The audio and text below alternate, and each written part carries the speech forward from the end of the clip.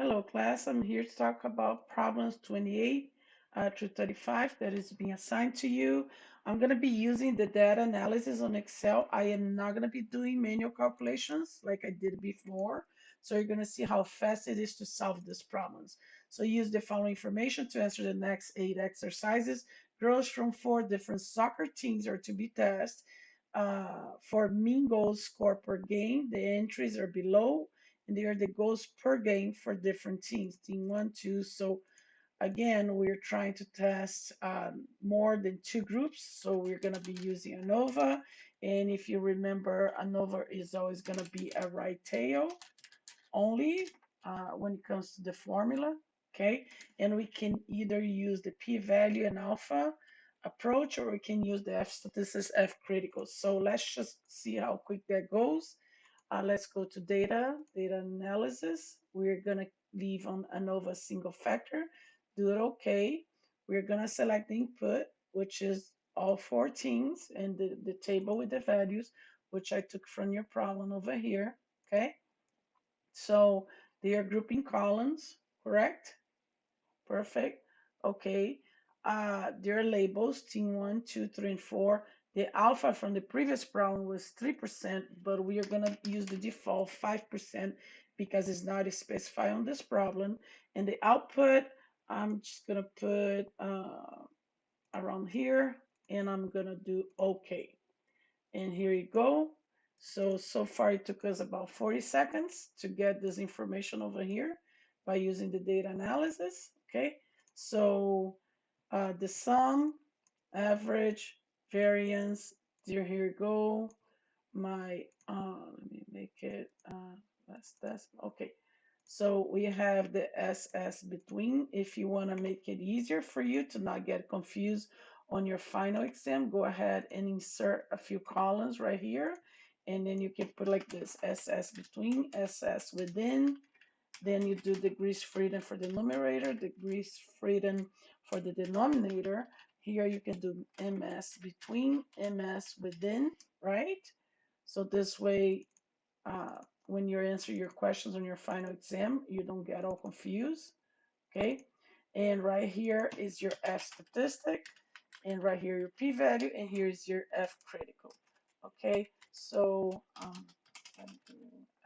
okay, perfect. So let's start answering. What is my SS between?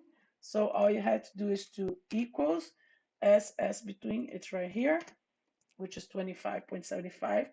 What is my degree freedom for the numerator? That's 3 right there. What is my MS between? Between is 8.58. What is my SS within? My SS within is 13.20. What is my degree freedom of denominator? That's going to be 16 right here, right? Degrees freedom for my denominator. Where's my MS within? MS within, see, 0.83. That's why it's good to label. Where's my F statistic? Well, my F statistic is right here, okay? And judging by the F statistics, so you're ruling by the F statistics. So I'm going to go ahead and move p-value here. So my F statistics is 10.40 and my F critical is 3.24. So clearly my F statistic it's higher than my F critical right here. Do you see that? So my decision, I reject the HO. Okay. Again, my F statistics right here, 10.40 is higher than 3.24. And that's going by the F statistic. If you go by the p-value rule, if you put more digits and you had a 0.5, well, 0.5 or 5%, it's higher than a 0.05%.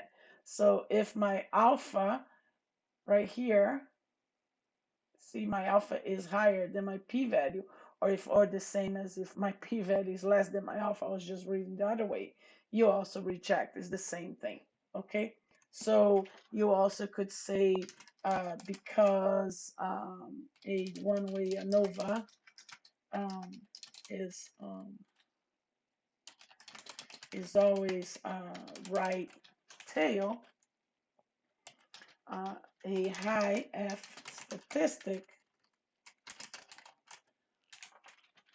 corresponds to a low p-value, so it is likely that we will reject the null hypothesis. Or you can say because the F statistics is higher than the F critical, we reject HO, or because the P value is lower than the alpha, we reject HO. So there's so many ways. So on your final exam, when you're asked to explain why, you're gonna have to use some of these definitions, okay? And then you will be done with problems 28 to 35. Thank you.